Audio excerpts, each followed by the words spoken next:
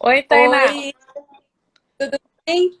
Tudo? Nossa, Tainá, olha, você foi um modelo britânico, pontual, hein? Pois é, eu tô aqui, ó, desde 5 para as 6, atualizando toda hora. E aí, É, tranquilo, Tainá. tudo Tainá, o certo? pessoal tá entrando já aqui, já, né? Vamos Tem o esperar um pouco? Daniel, Gabriel. Ah, É, vamos dar mais um tempinho aqui, ó. Robério já entrou, Marta. É, eu legal. acho que o pessoal tá entrando aí já, acho que já vale a pena. O pessoal tá entrando aí rapidinho. Pô, Oi? um amigo meu entrou, o Arthur, ele estudou comigo. Ah, tá. Então, oi, Arthur. Temos então dois Arthurs aí, E né? seu cunhado também, né? Isso, que ele gosta, ele aproveita para conhecer as pessoas. Ah, Antes, o eu acho André que é boa. Oi, André, Raquel também tá aí. Eu acho que vale a pena, antes da gente começar, rapidinho, fazer um teste de som. Porque eu recebi uma mensagem ou outra de algumas pessoas que tiveram alguma dificuldade. Pessoal, vocês podem dar um ok aí para ver se está nos ouvindo, vendo perfeitamente? bom, eu tô te ouvindo. E o pessoal aí, tá ouvindo também? É, o pessoal aí tá ouvindo? Só deem um ok aí pra gente, por favor, pessoal. Olha, minha irmã tá dizendo que tá ok, esse Dani Suave também. É o Daniel, Daniel Veiga, grande Daniel. Ah, Ah, o então perfeito. Então vamos lá. Quer começar primeiro? Já que você é, né, convidada? ah, então, eu sou a Tainá Heloísa de Maria, sou historiadora e sou mestranda também do PPGHC, da UFRJ. Faço parte do Laboratório de História das Experiências Religiosas, com ênfase no fundamentalismo religioso, e às vezes aí eu também faço um estudo sobre gênero, como o capítulo aí do livro, que a gente vai falar dele hoje, Ressurreição. E, E eu tenho muito o que falar. E você, Julia? pessoal, algumas pessoas aí já me conhecem, né? Eu sou Juliana Cavalcante, faço doutorado em História no PPGHC da UFRJ, sou orientando também do André, né? E estou como coordenadora do LIEL, Laboratório de Histórias e Experiências Religiosas, coordeno algumas linhas, que uma delas eu estou até com a Tainá, que a Tainá está falando que de vez em quando escreve, não, é uma intelectual aí na área de gênero, ela está Seu time. comigo, junto com a Mariana Gino, no, na linha Estudos de Gênero e Religião. Então, quem aí estiver nos ouvindo, né, quiser pensar essa temática, né, eu aproveito aí para deixar o convite, né, só entrar lá com contato, né, lier@gmail.com e nos procurar ou falar diretamente aqui pelas redes sociais. O Instagram Também do arroba isso, no Ler. Instagram. Ah, verdade. Até o Eduardo já falou aqui. O Instagram é @ler2000. Então, só nos procurar lá que a gente consegue aí estar se familiarizando com o grupo. E rapidinho agradecer a Cliné, que está, né, patrocinando aí esse grupo, esse encontro entre a gente, né? Afinal de contas, é para falar um pouco do livro. E, bem, né? Olha o Daniel aí. Vocês falem Opa, salve, Daniel! misóginos de certos senhores da Alzira Brandão. Daniel, não conheço ninguém misógino que more na rua Alzira Brandão, só para deixar claro. Oi, Emerson. Beijo. Alô para você também. Oi, Gabriel também. Então vamos lá. Tainá, eu acho que é importante a gente recuperar, para a gente poder estar falando do tema, né? Que o tema da live é Mulheres na Ressurreição de Jesus. E os comentários estão bem animados. Sim, é o Mas, Emerson. Ele é narrador do Flá TV e ele ah, pode falar, né? Mas enfim, vai, Juliana. e eu acho que como ponto de partida é a gente entender um pouco que quando se pensa em mulheres e religião, principalmente o cristianismo, que é o nosso papo aqui, entender que historicamente são papéis secundários, né? quando a gente corre os olhos rapidamente ali no material neotestamentário, as primeiras passagens que nos vêm à mente são as epístolas, né, pastorais, colocando as mulheres com papel secundário, que essas mulheres não podem estar ocupando papéis de diaconisas, pastoras, né, entre outras funções aí dentro da igreja. A gente vê passagens como mulheres em 1 Coríntios 14, 33 a 36, falando que as mulheres devem permanecer caladas, né? A gente tem aí uma tradição, pelo menos nos evangelhos sinódicos, Mateus, Marcos e Lucas, colocando como os 12 apóstolos como homens, né? Então, é uma tradição aí que vai se perpetuando e que vai escapar da cultura cristã, pega a cultura ocidental como um todo, que essas mulheres aí não se fazem presentes, né? Eu até lembro um pouco rapidamente de algumas figuras femininas, tal como Frida Virgen, né, que tem até um orientando meu que está trabalhando com essa figura, que quando uma mulher tenta, né, que é uma das fundadoras da Assembleia, né, de Deus aqui no Brasil, só para contextualizar, quando essa mulher tenta fazer uma leitura, digamos, bem entre aspas aí, feminista, né, de inserir mulheres dentro, relê o Novo Testamento e comenta do papel feminino e defende o papel feminino dentro das igrejas, essa mulher é rapidamente esquecida, colocada como louca, que foi o caso de Frida, né, e isolada. Então, você tem 2 capítulos no livro. Um deles, né, inclusive fazendo essa recuperação muito bacana da figura da Maria Madalena. Fala aí um pouco para a gente nesse sentido. Então, Maria Madalena, eu escrevi esse capítulo junto com o André Chivitarese, ele está assistindo aí. Aproveitam e vocês podem aproveitar e seguir o Instagram do André, @André Chivitarese, é o melhor Instagram sobre história do cristianismo, Jesus histórico. Às vezes ele fala alguma coisa sobre Rio de Janeiro, cinema. Mas voltando, escrevi esse capítulo com ele e foi um prazer escrever, porque eu pude me aprofundar nessa temática. Tinha de um desconforto muito grande e essa contradição de que as mulheres sempre fizeram parte do movimento de Jesus, mas sempre foram muito negligenciadas ou silenciadas.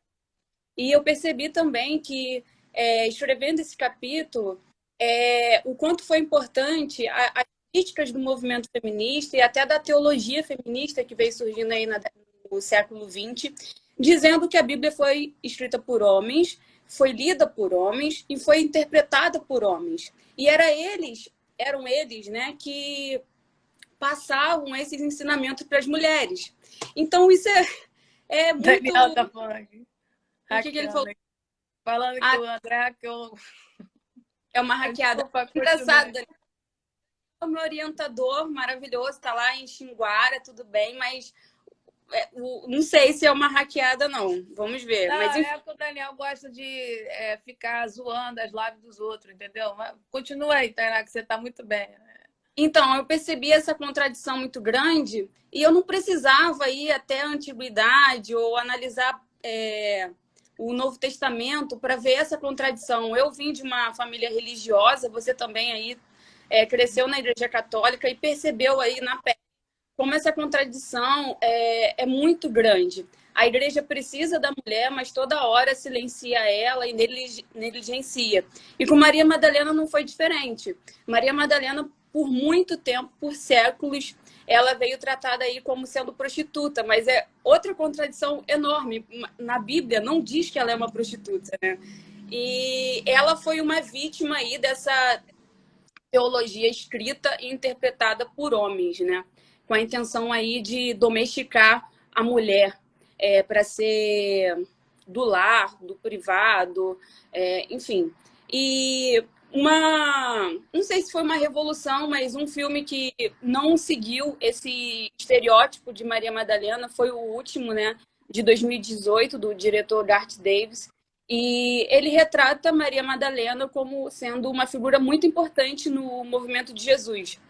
É claro que o filme ele tem alguns defeitos, tá? Jesus ainda é o superstar assim do filme e tem algumas, o final também tem algumas críticas, algumas pessoas não concordam. Mas o legal é que ele não trata Maria Madalena como uma pessoa endemoniada por ser independente, não trata Maria Madalena como uma pessoa promíscua, não trata Maria Madalena como sendo uma prostituta. Na verdade, ele só leva em consideração que ela é uma figura muito importante no movimento de Jesus. E pode ser mesmo, porque se o nome dela está lá escrito no material neotestamentário, é porque aquelas comunidades do Novo Testamento, né, dos evangélicos, conheciam Maria Madalena.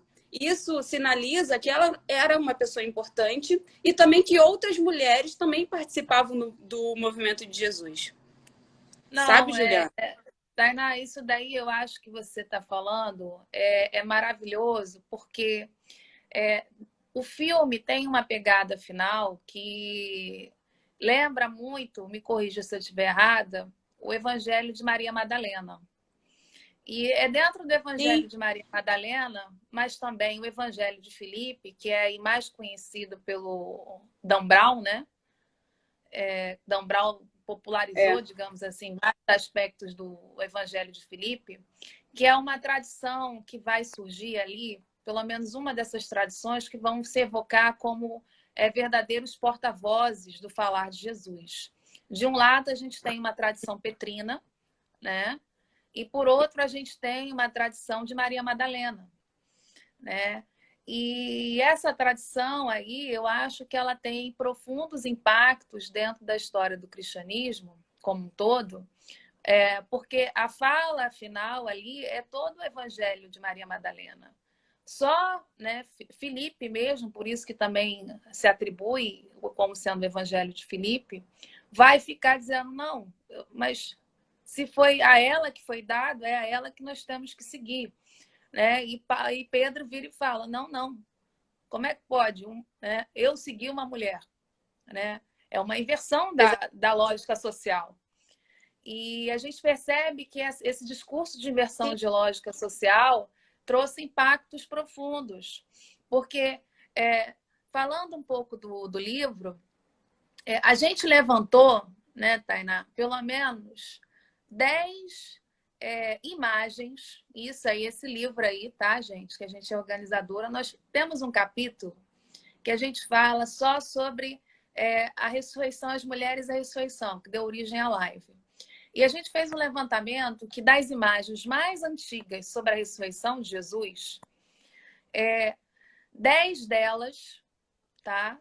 Das 10 mais antigas, mais da metade as mulheres aparecem, né? E aí eu trouxe aqui rapidinho, deixa eu ver se eu consigo projetar.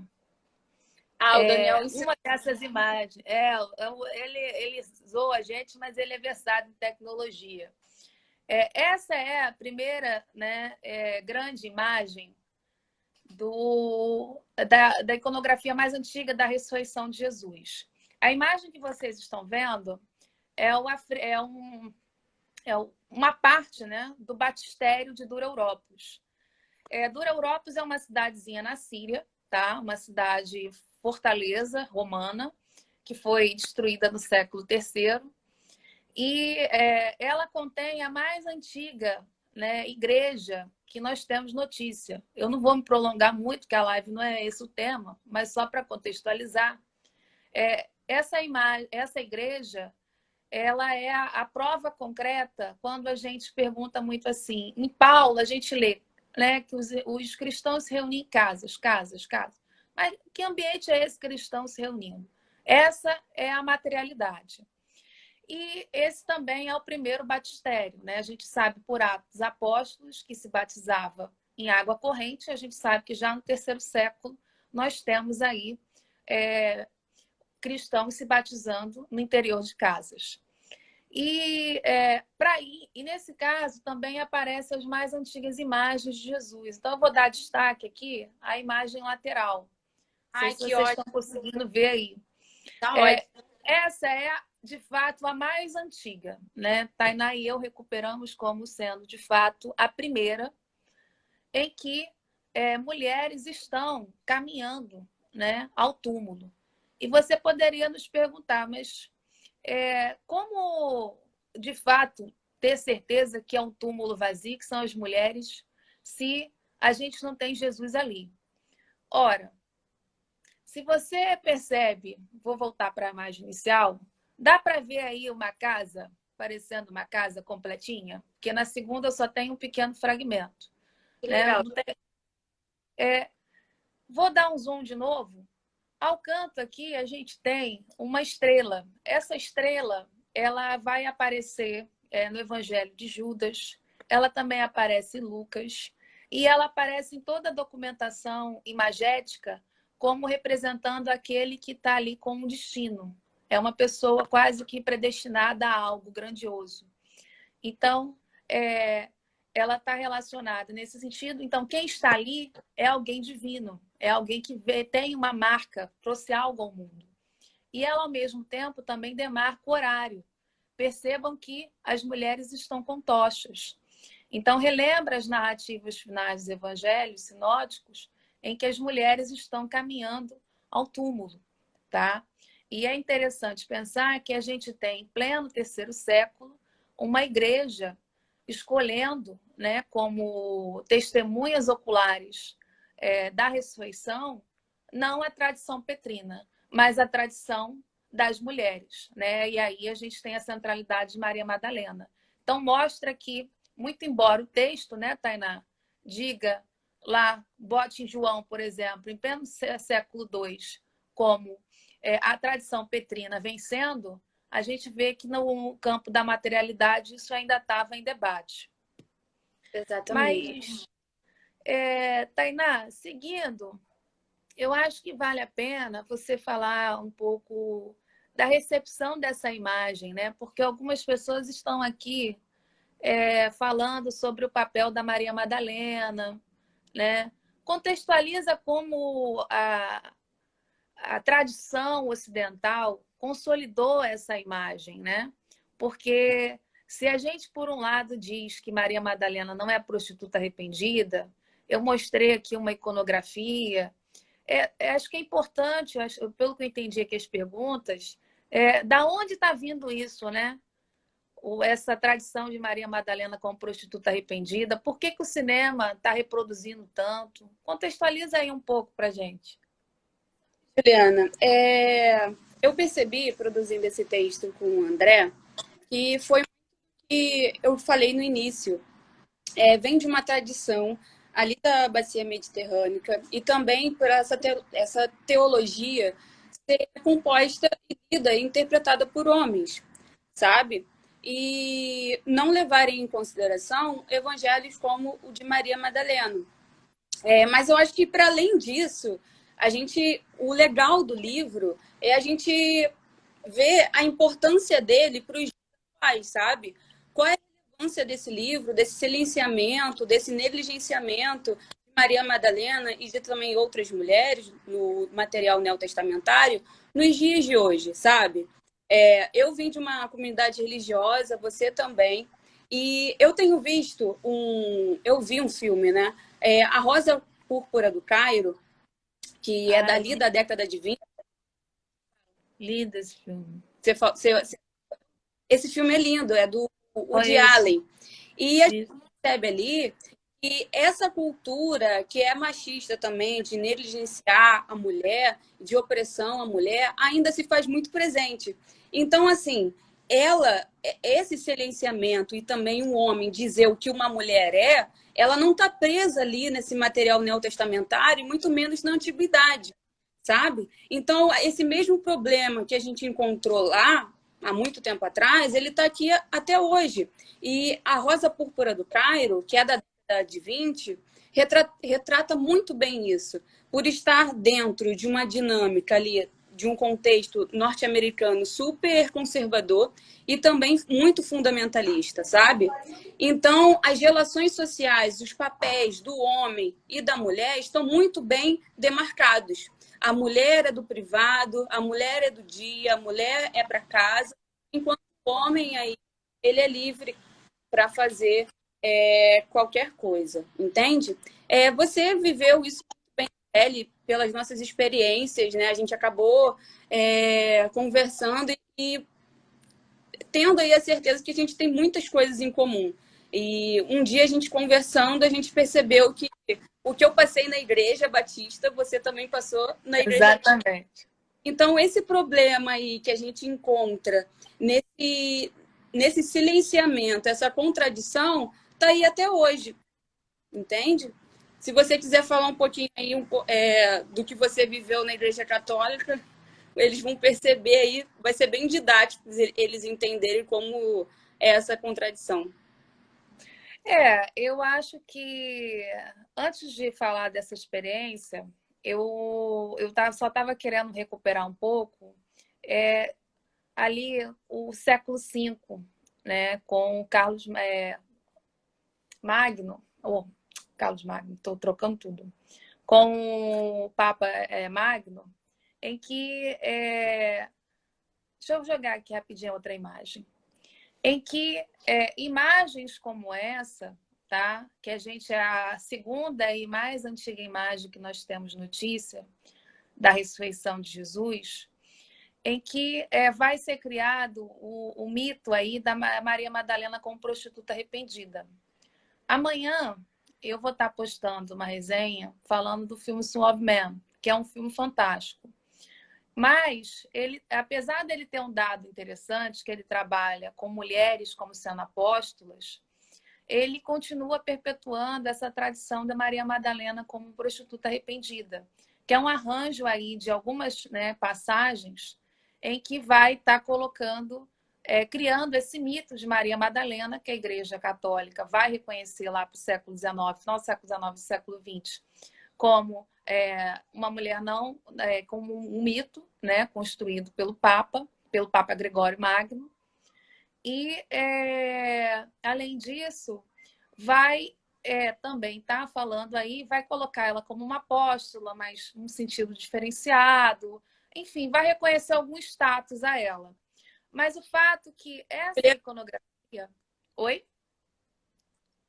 Aproveita, o André Barroso está perguntando em que momento histórico, tempo e espaço atribui a interpretação masculina do material neotestamentário, relega a mulher a um lugar menor.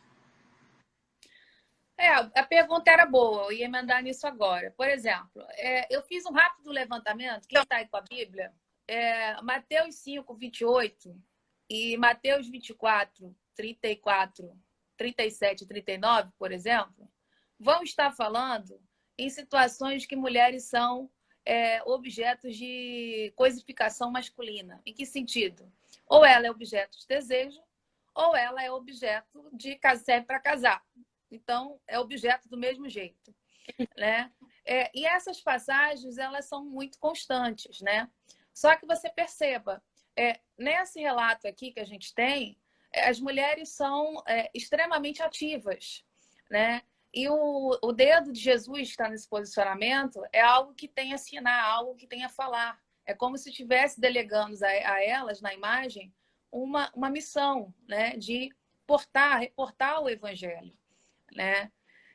Isso é um dado muito curioso, porque quando a gente olha, né, o material do Novo Testamento como um todo, você precisa mesmo de um esforço metodológico para fazer uma leitura contrapelo e perceber que essas mulheres são extremamente ativas.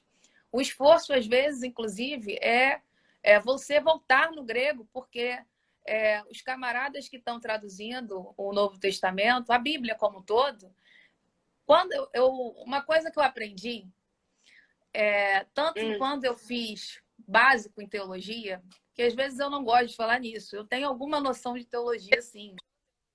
Eu tenho, é o famoso luz e vida para os católicos. Enquanto para os protestantes evangélicos é básico em teologia, eu aprendi na convivência. A gente usa como luz e vida. É que se você tem dúvida, você faz o quê? Você olha para a nota de rodapé. Mas como historiador, eu aprendi que se onde tem nota de rodapé, vai fuçar porque é algum problema. Exatamente. E tem uma passagenzinha que eu sempre costumo referir, que foi um trabalho que eu levantei. 1 Coríntios 9:5, em que Paulo está reclamando por que ele não pode levar mulheres, né? Enquanto que ele diz que Cefas e outros estão levando. E na totalidade, olha, isso não é uma coisa do ambiente católico. Protestantes evangélicos Juliana, não conseguem traduzir. tá dando Oi. delay. Juliana, Oi, eu tô te ouvindo. Conseguem me ouvir? a sua tá dando delay. Mas ela tá muito delay. Vocês conseguem me ouvir? Porque eu tô trocar aqui a rede. Você tá me ouvindo agora? Muito pouco. Vamos ver aqui. Pessoal, vocês estão me ouvindo? O Júlio tá falando que tá legal. Tá, beleza. Fala de novo. E a Raquel falou que não tá. Enfim, eu vou repetir. Não, eu tô te ouvindo. Tecnologia é o problema, né? Aqui tá todo mundo falando que tá normal, Tainá. Agora sim. Vai lá. Então vamos lá. O problema é que me corta, eu esqueço às vezes. Sim. Pro mal de professor, vai falando e vai esquecendo. Mas o problema dessa passagem, 1 Coríntios 9:5, é que a totalidade das Bíblias, né, com raríssimas exceções, vai traduzir essa passagem como esposa crente. Não está me ouvindo não, Tainá? Juliana, não tô ouvindo. Só se a gente encerrar aqui e voltar. Porque eu também tenho dificuldade, às vezes, de te ouvir. Sumiu. Juliana? Quer encerrar, então? Oi. Vamos encerrar. A gente volta? Volta. Pessoal, olha só, vamos encerrar então rapidinho, mas a gente já volta. Então nos aguarde aí, tá? Que a gente já vai fazer a chamada. Estão sugerindo para você colocar o fone. Se você tiver o fone aí também. Mas eu tô tendo delay. Mas você que tá tendo delay para mim. O seu que tá rodando, parece que é a conexão. Não sei. Eu vou encerrar, pessoal. Segura aí, que a gente vai encerrar e já volta. Pronto. Foi. Botei até o fone, mas eu não sei se o problema era aqui, mas tá bom, vamos lá. Conexão, é uma série de coisas aí. Barulho aí? Mas enfim. Que barulho? Eu ouvi um barulho, assim, externo. Parece como se fosse apitando alguma coisa, sei lá. Não. Enfim, vamos então continuar. Uhum. 1 Coríntios 9:5, então, é uma passagem que, de um modo geral, ela é traduzida como esposa crente, tá? Ou esposa cristã. E, em alguns casos, também como mulher cristã. E é uma passagem bastante complicada, porque quando você volta no grego, você vai ver que, primeiro, a palavra cristão não aparece, a palavra esposa também não aparece, né? E o que está aparecendo ali é mulher irmã, né? E é no sentido missionário da coisa. E é muito interessante quando a gente olha as notas de rodapé. As notas de rodapé, tem uma que chega ao ponto de dizer que as mulheres serviam para carregar as coisas, né, nas viagens para os homens. E ainda reforça, olha... Você lembra que enquanto... Isso, quando a gente fazia o nosso texto, a gente pegou uma nota de rodapé de o cara lá que estava produzindo a Bíblia, ele estava explicando o porquê de uma mulher fazer tal coisa, como se precisasse de nota de rodapé, né? É para salvar o texto. Exatamente. E aí eu chego um pouco na experiência que você me perguntou do meu particular, que eu gosto sempre de contextualizar. Isso aí. Porque quando eu conheci o André, né, eu lembro até hoje que quem me levou para esses caminhos nem foi o André, não. Foi o Laí. Não sei se o Laí está por aí. Eu estava numa aula de Antiga 1 e nessa aula, o Laí começa a falar de oralidade e memória. E ao falar de oralidade e memória, eu fico encucada. Eu falei, pô, Jesus não sabe ler e escrever, o que esse maluco está falando, né? Uhum. E ao falar disso, eu fiquei muito eu sempre fui muito incomodada com as passagens paulinas, porque eu achava uma tremenda contradição. Como é que pode um cara de um lado defender e ao mesmo tempo questionar, né? Uhum. E isso está diretamente relacionado a muito que eu vivi dentro da igreja, né? E vivo de alguma forma ainda. Porque é um desconforto muito grande você estar numa homilia, você ouvir uma homilia em que mais da metade, né, dos assentos ocupados são mulheres. E esse mesmo padre tece comentários, né, adora tecer comentários em que a mulher auxiliar, a mulher ajudante, né? Muito embora você tenha um Vaticano II aí que autorize o papel feminino, né, como coroinhas, por exemplo, você escuta que você não pode ser coroinha porque as meninas se desenvolvem mais rápido e colocam os meninos em tentação, entende? Ah, eu já ouvi tanto isso. Então, são esses momentos aí em que quase sempre você, inclusive, escuta passagens paulinas sendo citadas que me despertou o interesse em Paulo, né? Eu até falei isso na época, quando eu conheci o André. Não, eu quero trabalhar com Paulo, né? E o meu interesse em trabalhar com Paulo foi exatamente isso, entender essas incoerências. E nesse processo de incoerências, a gente entende que você falou uma palavra fantástica, domesticação. Não são só as mulheres que são domesticadas, mas qualquer discurso, né, que é revolucionário, ele é domesticado, né? Por exemplo, eu venho trabalhando muito agora também com a figura de Tecla, né? E eu acho muito interessante quando você vai pensar atos de Paulo e Tecla. Tecla também nasce dentro dessa tradição, né, paulina. E Tecla é colocada como uma apóstola, tal como Maria Madalena.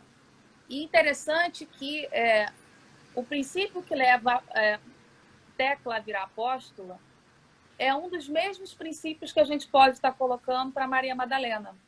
Ver Jesus ressuscitado, né? Maria Madalena teve esse contato. Tecla também tem suas visões. Ela ouve Paulo, ela conhece, né? É dito lá em Atos de Paulo e Tecla que ela conhece primeiro por Paulo, mas ela também tem visões com esse Jesus ressuscitado. E é uma tradição, é um culto que vai se arrastar por boa parte aí do mundo antigo. Vai ser conhecido no norte da África, Ásia, o que a gente tem hoje como Inglaterra, tá?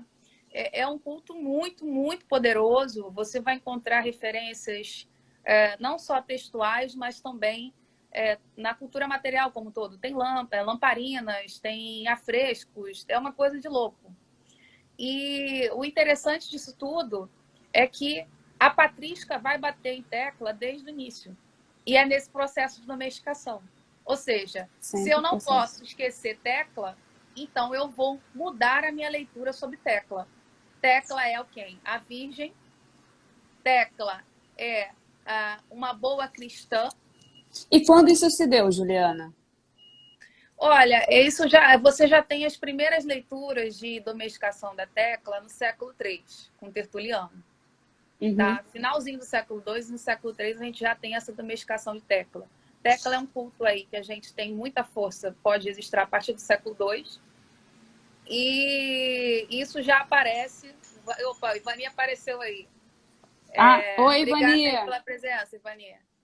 E a gente já tem esse processo. Então, eu leio aí Tecla e Maria Madalena como figuras muito interessantes nesse sentido, né? Porque é um outro movimento de cristianismo aí que eu acho que também essas mulheres estão muito próximas e por isso elas incomodam, que é essa dispensa de você ter um intermediador.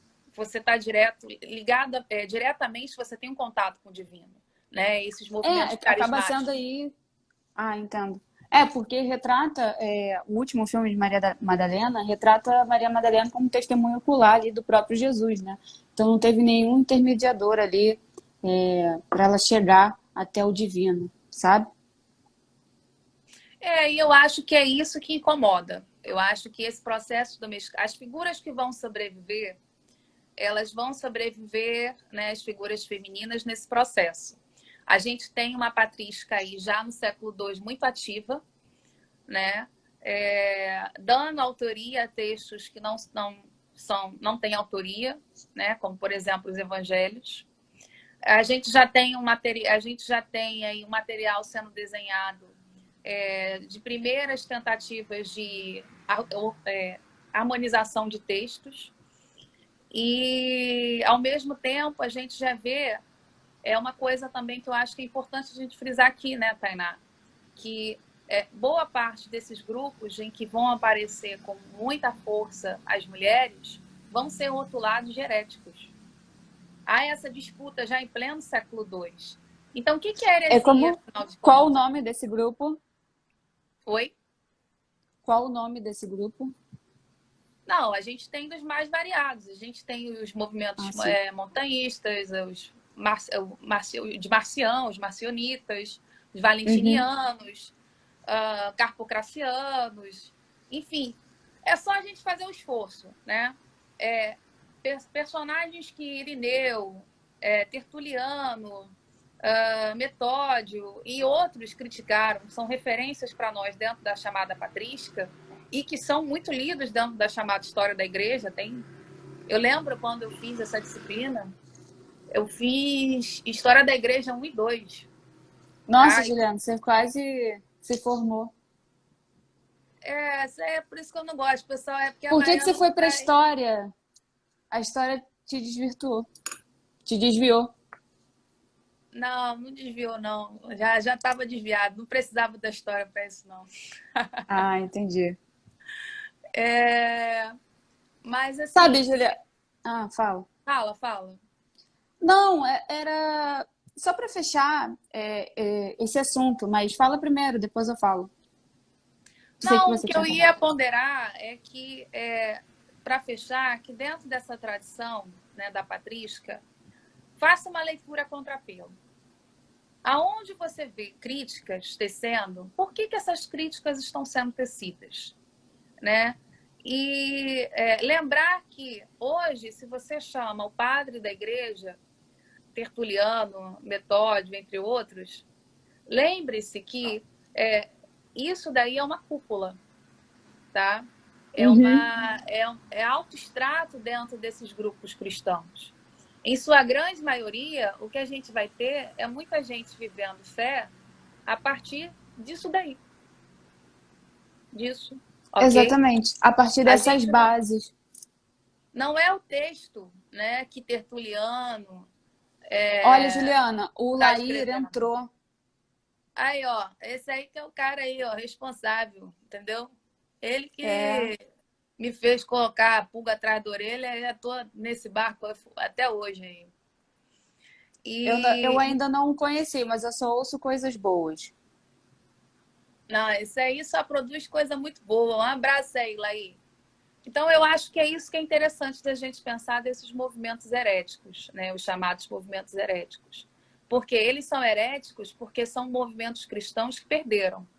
E nesse processo, o silenciamento feminino vai junto, tá? Por quê? Não é a ordem vigente social. Tem um livrinho do Crossan que é o Em Busca de Paulo, isso mesmo. E ali o Crossan faz uma recuperação rápida, muito interessante, do que é a lógica social, né? Essas mulheres, não é que a gente não vai ter modelos de mulheres que vão se destacar dentro da antiguidade, mas a ordem social é que essas mulheres, elas são complementares das ações masculinas, né? O sexo, por exemplo, ele é lido como um objeto de controle, ok? Sim. Então, não tem espaço aí para essas mulheres. Então, se o discurso de Jesus é tão radical, a tal ponto de Jesus conversar com mulheres estando sozinho, né? chamar para o reino de Deus mulheres para participarem, e esse movimento aí teve o seu líder morrendo de cruz, uma morte de cruz, então, para ele sobreviver também, você vai ter que adequar a ordem social. E aí, mulheres, logicamente, nesse processo... Foram silenciadas. Exato. É isso Mas fala mesmo. aí que você estava querendo Não, mencionar. é que eu acho esse estudo muito interessante, porque, por exemplo, eu estudo, por exemplo, a segunda onda do fundamentalismo. E esse discurso de silenciar e demarcar o papel feminino e demarcar também o papel masculino veio muito grande nessa nova onda. Porque na primeira onda, o papo deles era contra a ciência. E a partir da década de 50, na segunda metade do século XX, eles mudam assim de inimigo e começam a atacar aí o que a gente chama de humanismo secular. E nesse humanismo secular está dentro aí, envolve aí a ideologia de gênero, sabe? Então é muito demarcando o papel da mulher e o papel do homem. Então eles resgatam aí essa ideia de Adão e Eva, de Maria, mãe de Deus, de Maria Madalena, para reforçar esses espaços limitados da mulher e também aí do homem, né? Porque ele também é domesticado a fazer aí o que eles fazem, entende? É isso. Não, mas eu acho que vale a pena você falar um pouquinho mais disso, Tainá, porque quando a gente fala nessa onda conservadora, o papel do homem, da mulher, são tradições inventadas, né? Exatamente. Então, E eu quando a acho gente que fala o disso, público isso é muito novo, porque a discussão, de modo geral, é rasa. Você é uma intelectual da área. Então, aprofunda um pouco isso aí pra gente. não, o que acontece? Eu falei no início do filme A Rosa Púrpura do Cairo, né? E esse filme ele retrata bem ali a comunidade norte-americana que está vivenciando aí um contexto muito conservador, que se a gente estudar mais a fundo é um contexto aí do movimento fundamentalista que demarca aí mais uma vez o papel do homem e também da mulher. E quando a gente estuda aí esse movimento fundamentalista, a gente lembra muito aí dessa antiguidade e do material neotestamentário e vai de encontro com tudo que você falou, de que esses discursos que lutam contra o silenciamento da mulher perderam.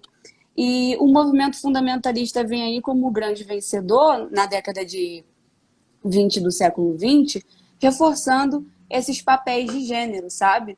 E essa luta contra essa tal ideologia de gênero, que é muito reforçado nas igrejas hoje, acabou vencendo e a gente está vendo aí toda hora por políticos ou por lideranças religiosas.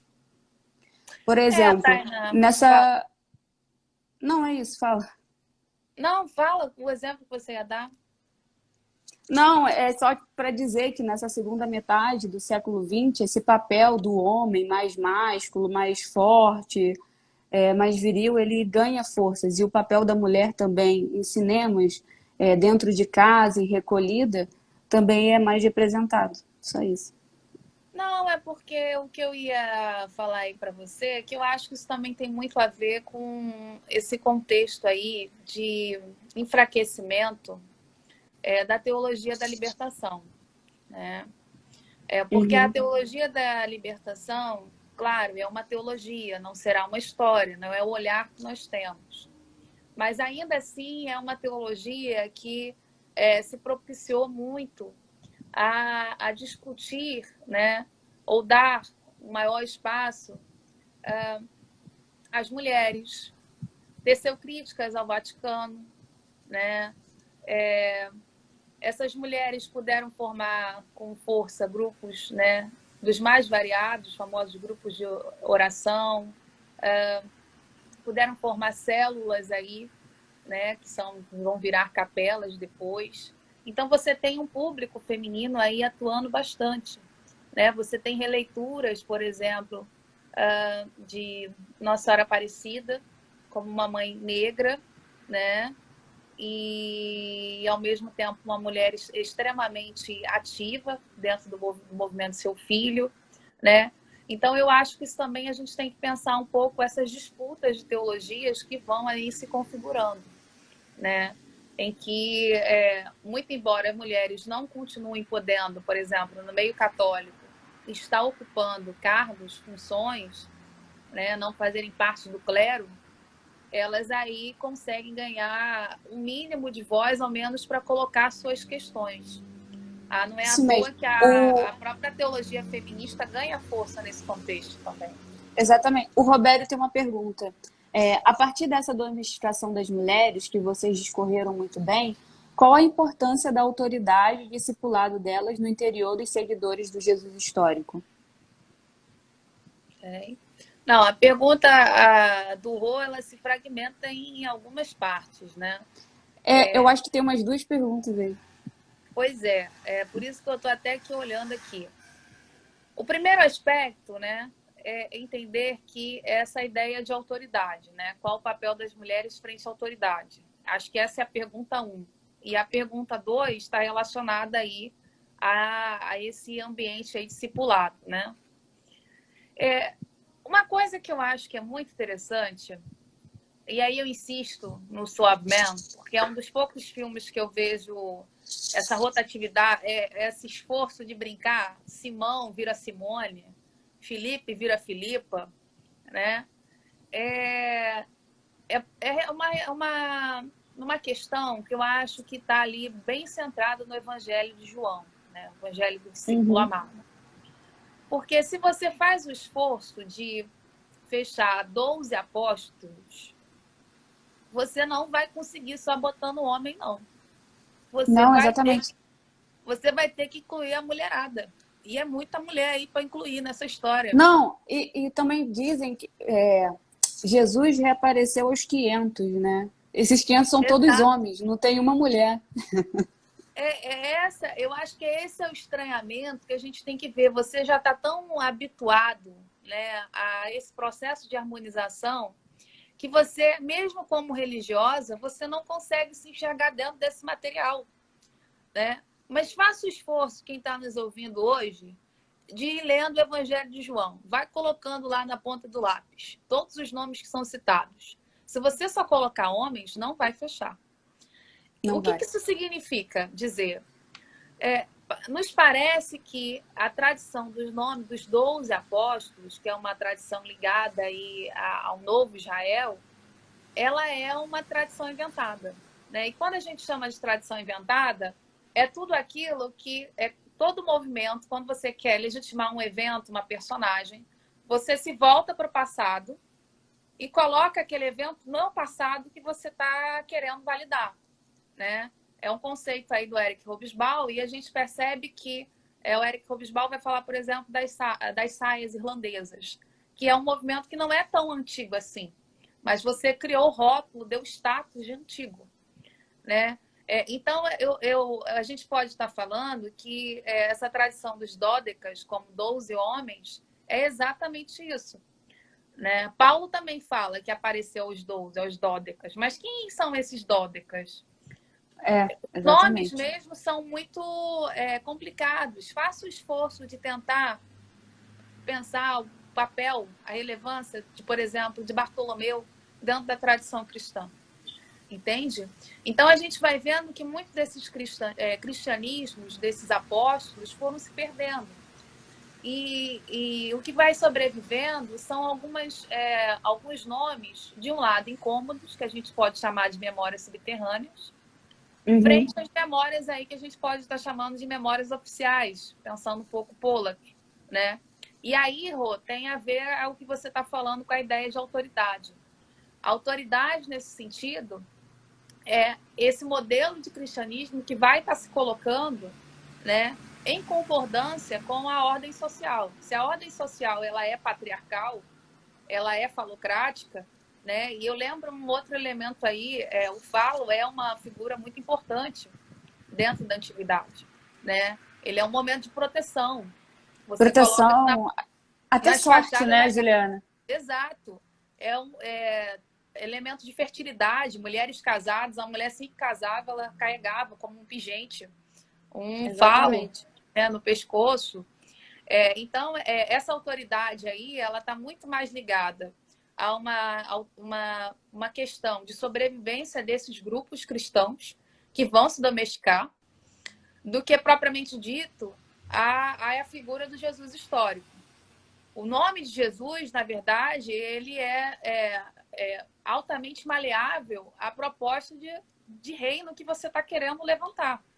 Esse modelo aqui de Dura Europos, ele é fascinante porque em pleno século III, a gente vê uma igreja que optou por dar fala às mulheres. É porque eu não trouxe para vocês a imagem da sinagoga. Juliana? Não dá para afirmar isso, Tainá. Mas o que dá para afirmar é que, por exemplo, a sinagoga é muito legal a história da sinagoga de Dura Europos. A primeira sinagoga de Dura Europos era fragmentada em uma ala para mulheres, outra para homens. E não tinha imagens de mulheres. E essa sinagoga é anterior à igreja. Depois da igreja é feita uma reforma. Ao fazer essa reforma, pasmem, figuras femininas aparecem. 2, se cria um ambiente misto, em que mulheres, detalhe, elas ficam sob a observação do homem. E a sala, a entrada das mulheres é fechada. Por quê? A entrada da sinagoga para as mulheres era do mesmo lado, né, que a igreja. Então se fecha para justamente não ter ninguém o quê? Qual é o não dito? É para evitar que um cristão fosse lá pregar para as mulheres. E essas mulheres, ao verem que tem mais destaque, elas vão sair da sinagoga e vão para a igreja, possivelmente.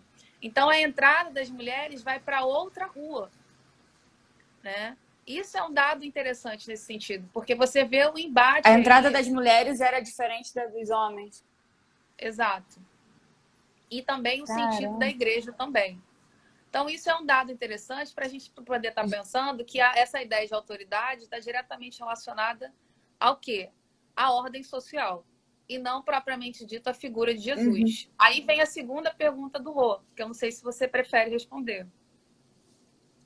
Não, pode responder, porque eu já perdi a pergunta. A segunda pergunta... faltam só 6 minutos, eu vou te deixar aí respondendo.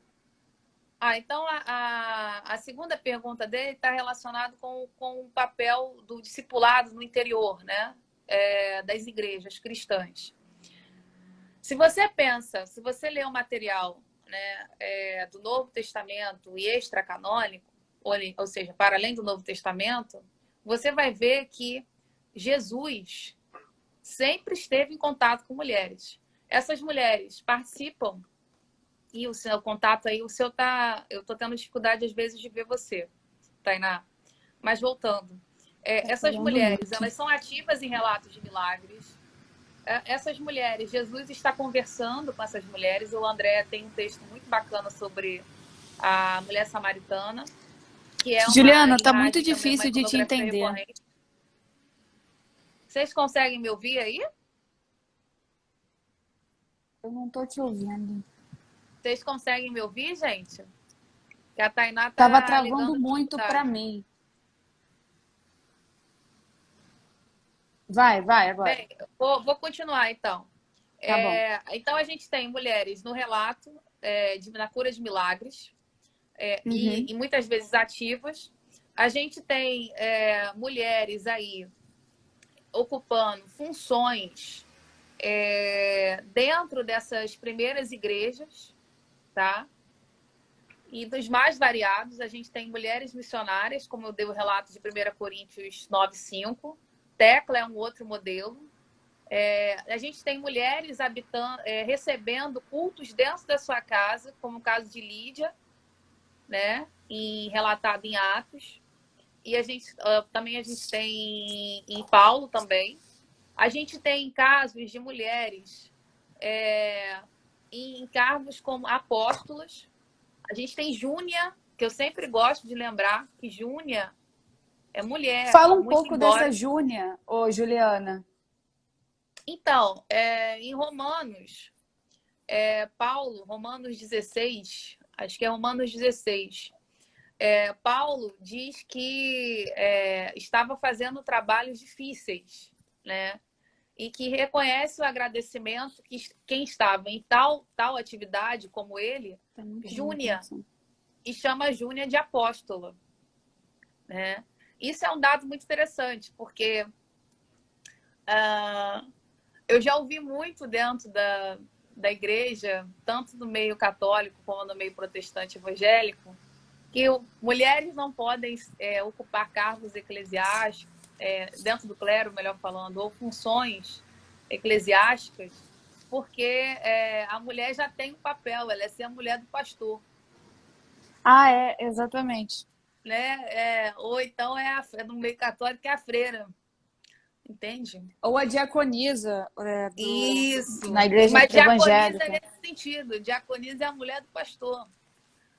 Ela é Exatamente. auxiliar. Sendo que quando Não, educadora religiosa. Isso. Também. Quando você recupera esse ambiente, você vai ver que, repito, agora me falha a palavra no grego, mas é trabalho difícil, ok? Que essas mulheres estão executando. Que esse trabalho difícil que o Paulo chama é esse trabalho missionário. E Paulo diz que também está nessa mesma função.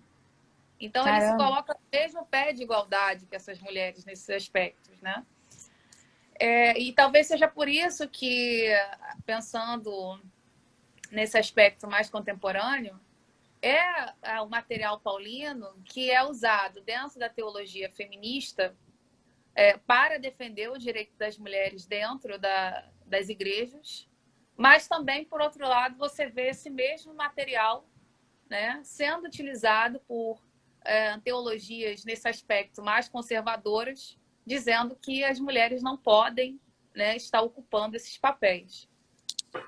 Exatamente. Mas, Juliana, você quer aproveitar e falar do seu capítulo no livro, Ressurreição nos Evangelhos Neotestamentários, daí a gente encerra?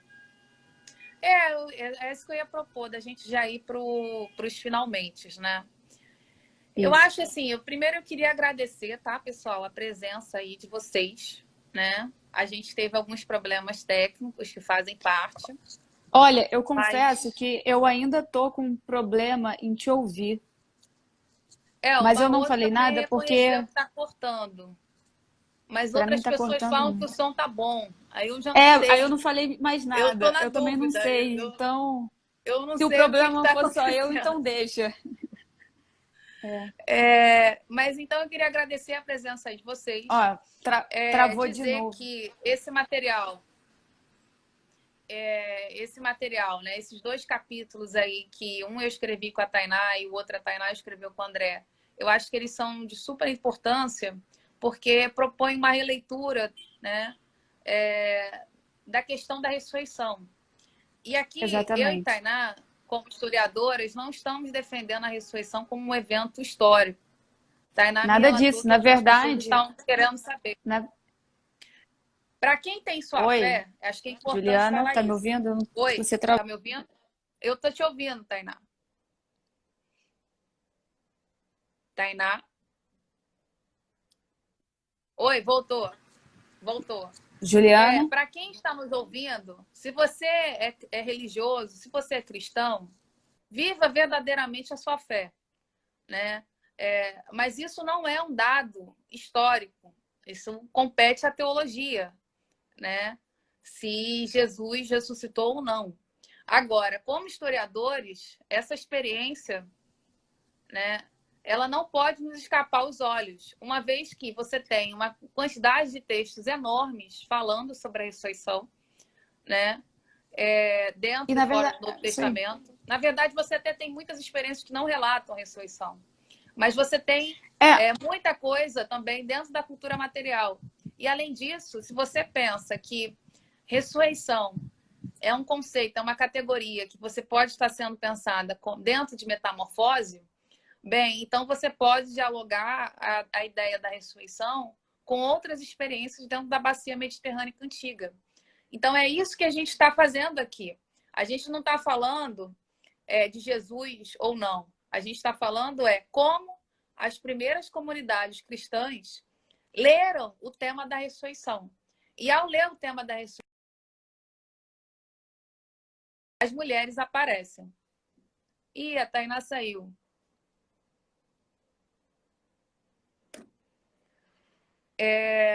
Vamos esperar aqui para ver se ela volta.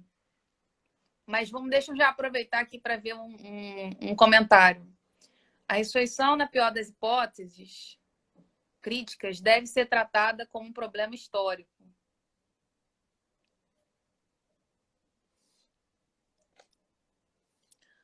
Então, Gabriel, nessa perspectiva, enquanto volta a Tainá... Tainá... Juliana, desculpa, do nada pausou tudo aqui há um tempo, então eu tô sem te ouvir, já tem 2 minutos, eu tô nessa há 2 minutos, eu não consigo ouvir. Não, mas olha só... Não, eu queria falar, você estava falando da ressurreição? Você estava falando da ressurreição? Isso, como evento...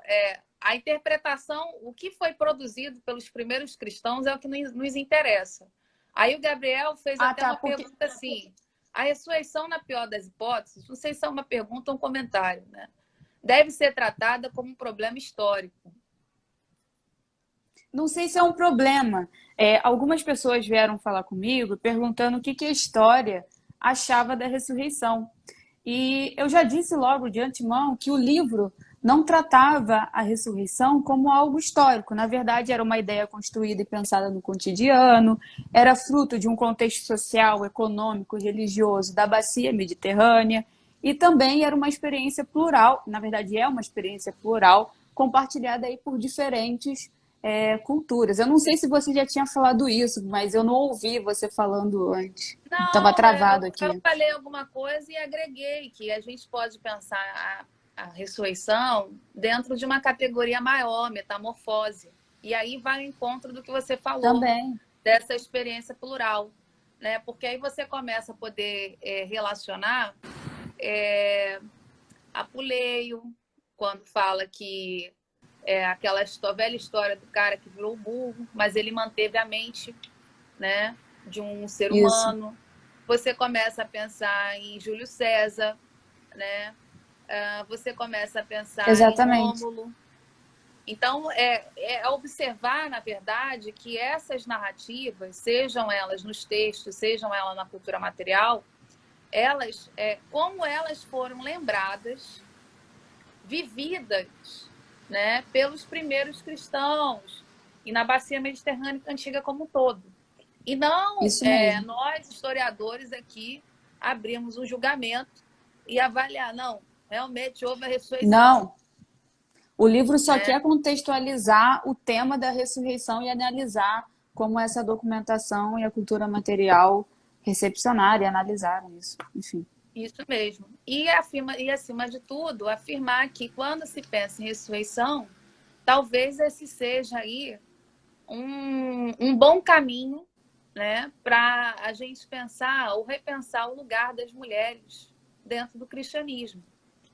Por Exatamente. que não trazer à luz mais narrativas da ressurreição, né, do encontro de Jesus com Maria Madalena? Por que o cinema não retrata mais isso? Né? A gente poderia fazer essa pergunta. Essa é uma cena, um episódio que eu posso estar enganada. Você me lembra aí, Tainá? Mas eu acho que eu só vi 1 ou 2 vezes. É isso mesmo. Porque né, Juliana? Gera um incômodo, porque Jesus aparece primeiro a uma mulher e ele não só aparece, ele dá aquela função de anunciá-lo, né? Então gera um incômodo por ele preferir ali, eu não sei se ele escolher aparecer aí para uma mulher. Então eu acho que é por isso que não é tão representado assim.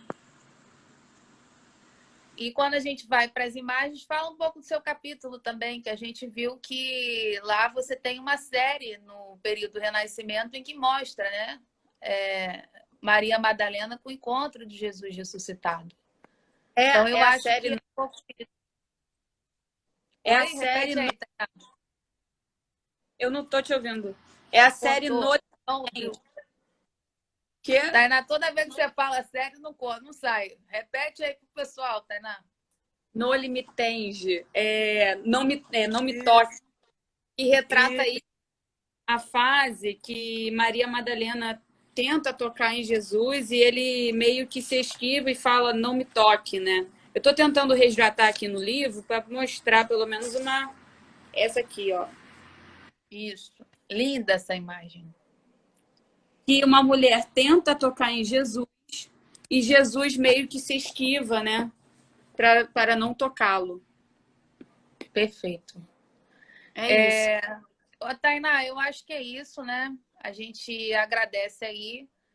Muito obrigada pela conexão. Alguns momentos eu não te escutava, então não sabia muito bem o que estava acontecendo, mas eu acho que fluiu, né? Sim, fluiu, foi bacana. E só lembrar aí, né? Nos siga nas redes sociais, tá? O Ler tá no Instagram, @ler2000. Agradecer mais uma vez a Cliné. Quem quiser seguir a Cliné, @Cliné Editora, tá? E pode, inclusive, adquirir o livro pela Cliné. E aqueles que também quiserem discutir sobre gênero e religião, né? Entre em contato conosco, que a gente tem um grupo, né? Uma linha só para isso. Repetindo, o nome da linha é Estudos de Gênero e Religião, cujas coordenadoras dessa área são a Tainá, a Mariana Gino e eu, né? Então, nós três aí estamos tocando, a gente tem algumas reuniões, a gente tem um grupo no WhatsApp, então, quem quiser, nos siga aí. Tá bem?